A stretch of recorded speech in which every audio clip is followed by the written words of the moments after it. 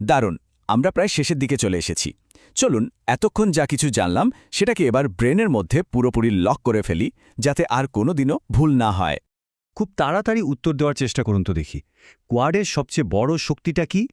এর সবচেয়ে বড় শক্তি হল এর নমনীয়তা বা ফ্লেক্সিবিলিটি। যেহেতু কোনো কঠোর নিয়ম নেই, তাই এটা সময়ের প্রয়োজনে খুব সহজেই নিজেকে বদলে নিতে পারে। আচ্ছা, আরেকটা প্রশ্ন, এর মূল কৌশলগত যুক্তিটা কি ছিল? সেই একটা শব্দ মনে আছে কি?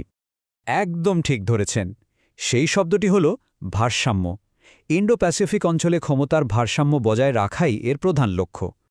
আর নিন সেই ব্রেন লক বাক্য, যা আপনাকে সবকিছু মনে রাখতে সাহায্য করবে।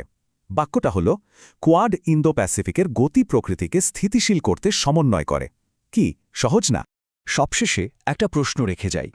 কোয়াড কি শুধুই একটা নমনীয় ফোরাম, নাকি এটা বিশ্ব কূটনীতির ভবিষ্যতের কোনো নতুন মডেল? এর এই অন্যরকম গঠন আর বাড়তে থাকা গুরুত্ব আমাদের কিন্তু নতুন করে ভাবতে শেখায়।